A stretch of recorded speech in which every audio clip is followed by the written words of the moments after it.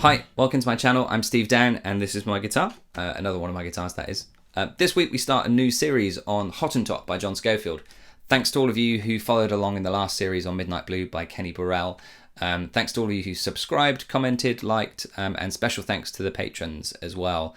Mark, Stu and Peter, who are new this week. Thanks to you guys. The track Hottentot comes from the album A Go Go, which is a 1997 album by Scofield that he did on the Verve record label with Medeski, Martin and Wood, who are kind of like a jam band. They're a little bit like Grateful Dead and Government Mule, who Scofield actually did another album with recently, I think, actually, called Sco Mule. Government Mule is a project by Warren Haynes, who's quite a famed blues guitarist. This isn't really a place to do a biography of Scofield, but it goes without saying that he's one of the most eclectic jazz musicians out there. He's worked with guys like Miles Davis, Pat Metheny, and his style is he's done albums that have ranged from gospel, blues, bebop, big band, and also he did an amazing R&B album which was a tribute to Ray Charles, and I've done a video on the track that he did with John Mayer that's on that album called I Don't Need No Doctor. So go and take a look at that. So in this video we're going to be learning the head. We're going to be taking a little look at Scofield's guitar tone and how he gets his sound. And from the head, we're going to take a small little technique that he uses, which is kind of like a compositional tool, which will really help you in your solos. So the way that you can engage with this is by liking or subscribing to the channel. Please feel free to post any comments, questions, or anything below. Even if you've got a correction, please post it below. And if you really like this video and you want to support me in making more, then Patreon's the place to go to do that. And that's where all the backing tracks and tabs and also the scale and chord packs for all of the examples in this video are there as well. And the link is on the screen now. So let's get cracking. Scofield's sound is quite abrasive. It's kind of got the quality of a sax, a tenor sax, which is something he actually mentions in quite a lot of interviews. Is that he would love his guitar to sound like a sax, and the way that he kind of holds his guitar as well, the way he kind of holds it up here and on his hip, he kind of like sometimes casts the shadow of a tenor sax player. I was sat in the Queen Elizabeth Hall in London watching him do a trio with Larry Goldings and Jack DeJohnette, which was a tribute to the Tony Williams Lifetime Band. And the way that the light caught him, it kind of gave this shadow on the floor of a tenor sax player, which was quite funny, given that I'd seen that interview where he mentioned about wanting to his guitar to sound like a sax. So his legato and his dynamics are key to his sound as well. And the fact that he plays near the bridge as well, that's also key to his sound. So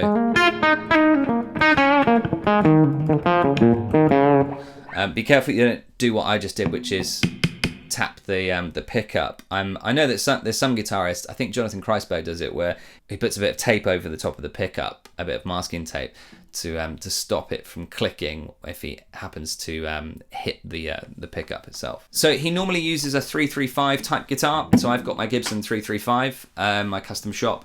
The one that is his go-to is the Ibanez AS200, and there's actually a signature on the market now as well, which is cool. His AS200's from the early 80s. I think just from kind of trawling the forums, it's like 1981, I think. But I also saw when I saw him at that gig, the Queen Elizabeth Hall gig, he was actually using a Gibson on that one, a black Gibson. So that's interesting too. The 335's kind of been his go-to until like the last 10 years or so, when he started to use a Telecaster, which was on Uberjam Do. Amp-wise, he is famed for using Mises, AC30s, and also Fender Twin Reverbs. I saw him with 2 Fender Twin Reverbs in Birdland in New York once, and it just took my face off. It was so loud. Pedal-wise, he uses quite a few pedals, and we'll get into that. The FM4 kind of gives him a lot of those kind of weird sounds that you hear, those kind of like chorusy and tremolo kind of sounds. And he also uses a boomerang pedal at points as well. For this the dirt kind of sound, he's got a Rat Pro pedal, and he also just sometimes overdrives the amp. So on this particular one, I'm using my Kemper, but I've got an AC30 patch on there, an M-Brit AC30 patch, and I'm just overdriving the clean channel on there. Obviously, if you've got neighbours, it's going to be really difficult for you to overdrive your clean channel. So I would probably suggest that you have some form of overdrive pedal inline. So if you don't have a Rat, then try a Tube Screamer, or even the Free the Tone Matt Scofield pedal as well, which is a signature pedal, which is pretty cool as well. I've got one of those. To achieve the Hottentot kind of sound, I would dial in a healthy amount of mids on your amp and roll off the treble a little bit on the bridge pickup of your guitar. And then the kind of rule of thumb with gain is you want to be able to clean up the sound by going lower with your dynamics. So there, you can't really hear too much gain, but if I dig in, then you can hear a lot more of that gain. So just tweak it until you get that kind of sound. Reverb wise, I'd use it like a dash of reverb. I've got a little bit going on here, but not a huge amount. You don't want it to be kind of really swampy sounding. And Scofield doesn't really use a lot of it. He usually uses the reverb on the amp, like spring reverb, which is what I've got kind of running through my Kemper here. So I'm going to put my Kemper settings on Patreon as well. So for any of you guys that are on the Patreon channel that have got Kemper, then take a look there if you want to get the exact settings that I've got. So let's get into the head. So today we're just covering the head, and we will take a look in future videos at the rest of the solo. The head has a clear A section which is repeated with an interlude in between, which has got a key change. The tune itself is actually in B flat. The language is pentatonic, so he's using the blues scale in the first position, and then also he's using it in the fourth position as well. I'm using that there for the blue note rather than that there. Just I can hear it on the record that's the note that he's using. You can hear that the tone kind of goes a bit thinner, so that leads me to believe that he actually used the first string for the blue note rather than the second string, which you can hear has got a different texture to it. The vocab is very much blues, very much old school blues for the head, and then for the first part of the solo as well. But then he gets further and further into kind of more fusion-y kind of sounds, which we'll get into in later vids. Let's take a look at the two A sections. So here is the first two A sections in full.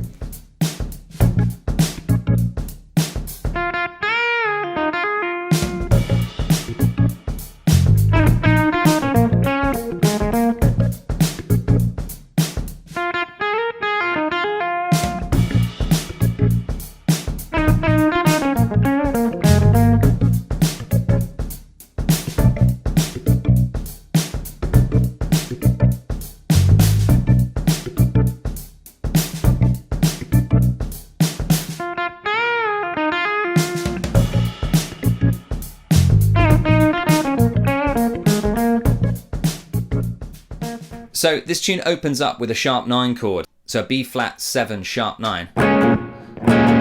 Now on the track it's the Hammond that's playing that chord there, but if you were in a jam band situation, and this tune is actually really good for calling at jam nights because it's so simple, then you could play this particular voicing, and I think Scofield when he plays live actually uses this voicing as well. You could also use this voicing down here as well. So that goes on for 4 bars, and then there's a stop, and he plays the first figure, this figure.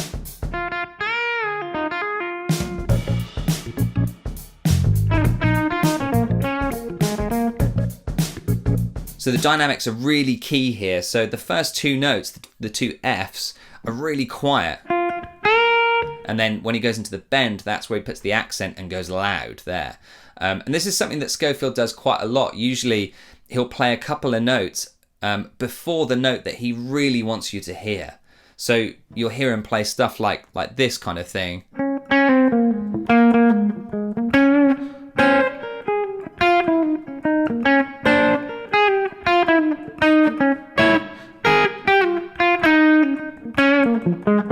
So you can hear that there's certain notes that are getting lost in the mix, so to speak, and there's other notes that are really poking out. And I think, this is just my opinion, I think that this is him trying to emulate that sax sound, that kind of breathy sax sound where you'll hear a couple of notes that are kind of really breathy, and then the ones that he really wants you to hear whoever the sax player is, those are the ones that he really blows. And I think that's what Scofield's trying to do here. It's really cool. You just got to make sure that you don't have a noise gate on or anything like that, because otherwise all of those really cool little ghosty notes are going to get lost. So that first phrase that he's got there,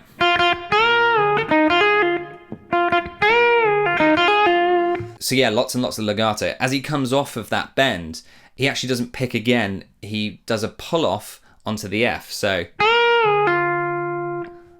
you've got to make sure that as you come down off of that, you're really getting a nice pure tone as you pull off. Like that. And then another hammer-on and pull off again. So lots and lots of legato. Again, you'll see this with the answer phrase that comes up next, where he hardly plays some of the notes, and he's using legato. So again, you can hear all of that dipping in the dynamics going. So with this, I think you really need to listen to what Scofield's doing. So maybe stick it into transcribe and slow it down. Really listen to the notes that he's accenting, the notes that he's bringing to the forefront, and the notes that he's kind of leaving behind. I think the kind of the breathy quality that he's kind of got with it as well, I'm just going to call it breathy quality. I know that he's picking and it's not a sax, but it just kind of makes sense to me. That kind of quality that he's putting into his playing is also something I think he picked up from the funk tradition, from like the late 60s and early 70s, from like the stuff that he did with Billy Cobham on Funky Thide of Sings, and also the stuff that the guitarists from Funkadelic and Parliament and Sly and the Family Stone and stuff, this kind of stuff that they would do. So I think that's where he's possibly picking it up again as well. But, you know, I could be wrong. Pop it in the comments if you disagree with me. In the answer phrase afterwards, you can hear it again where those notes are dipping out and back in again. So I think as you're playing it, really listen to the record and maybe even note on the score where you think he's kind of going quiet and where he's going loud. Here's a little accent for working on putting accents into your melody. So if you take the B flat minor pentatonic scale, we're just going to put an accent on every other note. So take a look at this.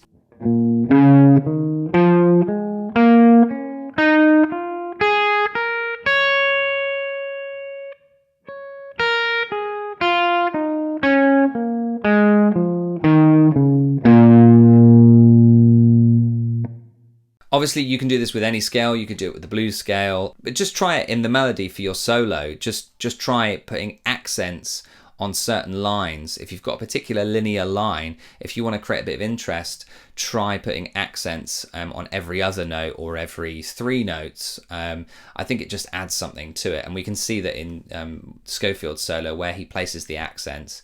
It's quite melodic, and I think it does add a lot of interest to the solo. So here's the next phrase, the next 4 bars.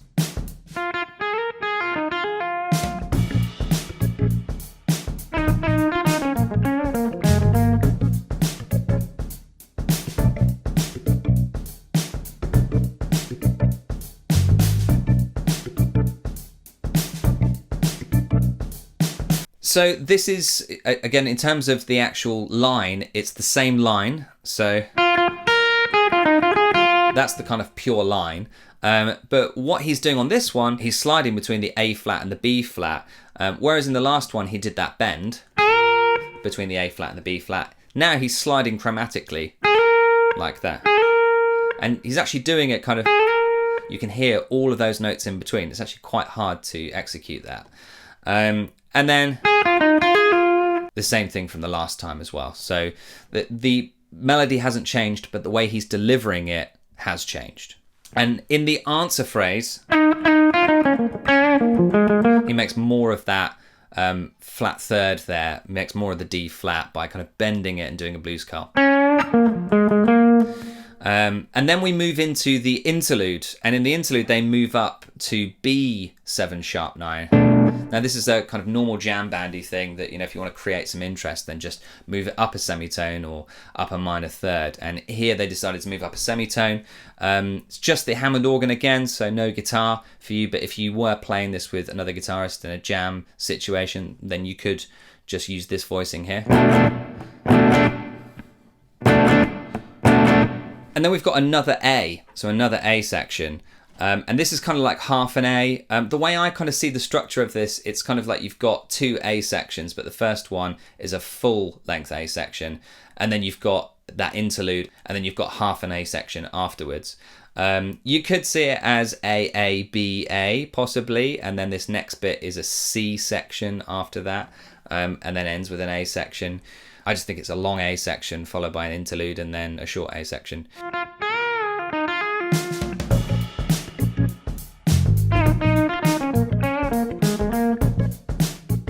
This next phrase that he plays is, again, the melody is exactly the same. So, and he's using a similar delivery to the first time that he played it as well. Don't forget to really accent that bend. And then the way that he delivers the answer phrase, he uses a pre-bend, I think. When I slowed it right down, I could hear a pre-bend. So, and then he uses the slide, which is a really cool way of delivering that, a different way of delivering it.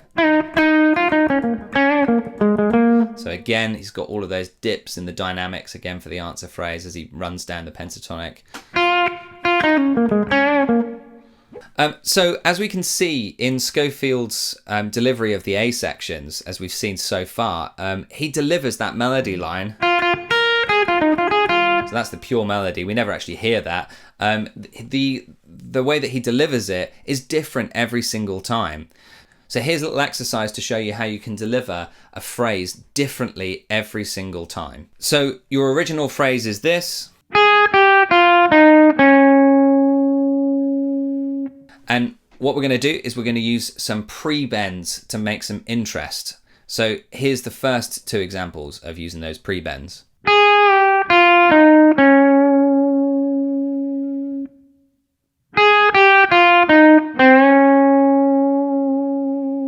So you can see there we pre-bent up to the A flat and let it come down. Okay, and then played the rest of the phrase as normal. And then on the second time, we played the phrase as normal and we bent into the flat third. Okay, be really careful of the intonation on that. And one way of practicing that is by playing the note that you're aiming for. Getting that in your head, maybe singing it. Da. I think that's about right. Another way of re-delivering the phrase is by using slides. So here's an example.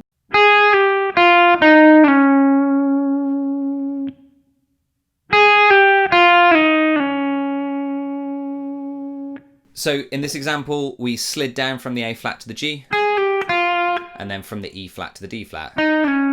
Okay. Gives you a bit more of a kind of fluid quality to it. And then in the second example, we slid down laterally along the string, and then I'm using my first finger here to get all of the notes to sound at the same level. You can use a DAW for that if you want, to see on your recording file whether the waveforms are all of the same kind of height, and that'll tell you whether you've got your legato, so that all of your notes are all of the same kind of volume. So another way of doing this is by using hammer-ons and pull-offs. So let's take an example of this phrase using hammer-ons and pull-offs to re-deliver it.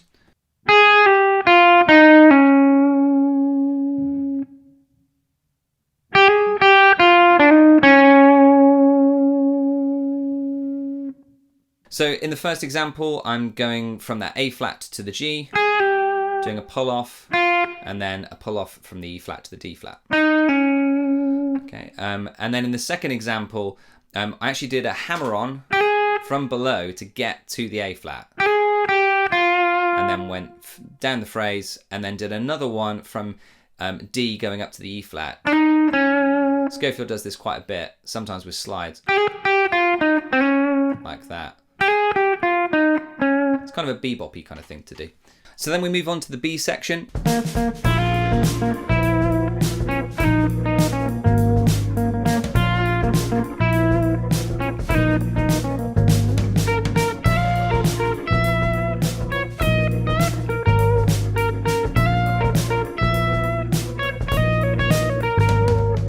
In the B section, we've got the following chords. B flat 7 sharp 9 going to a G 13 over B flat, a G flat 13 over B flat, and then a G flat over A flat. So tons of slash chords.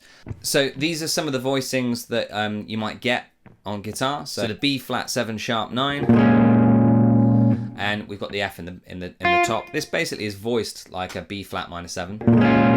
And then you've got after that you've got the G 13 with a B flat in the bass. Really dissonant sounding. And then you've got the G flat 13 with the B flat in the bass. And then you've got the G flat with the A flat in the bass. So you could play that if you've got two guitarists in a jam band situation, but it sounds a lot better when all of those things are stretched out in the band. So you've got the Hammond playing these chords, and then you've got Scofield doing his line over the top of it, and then the bass player just playing B flat for the first three chords, and then A flat for the last one. It creates a lot of tension, so it's a really cool compositional tool that they're using there. So the line itself, he plays in first position. So you've got... So this is blues scale stuff, and I can hear that he's using sliding there and not there. Again, it's just one of those things that when you slow it down, you really listen to it, you can hear the texture, you can hear the difference between that and that. One's slightly thicker than the other, and I hear the thinner sound in what he plays. So, and then after that, you've got, and he plays it again. Ever so slightly differently. He doesn't slide into that first one, he just plays it purely. So still got that sliding in there. And then he moves it up an octave, so up here, to create a bit more intensity and bring the dynamic level up.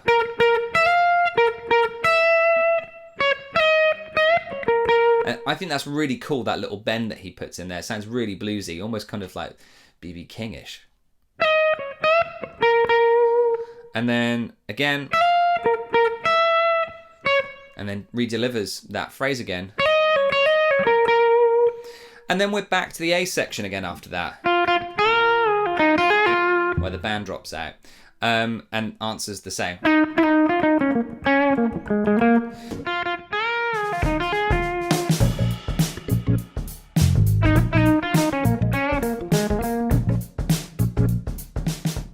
So I think the takeaways from this whole head, once you've learnt it, is the first thing and the most important overarching thing is the legato being used to re-deliver your lines differently each time. We had that example that I put in there where you can take a simple blues line and re-deliver it in 3 different ways: slides, bends, and hammer-ons and pull-offs.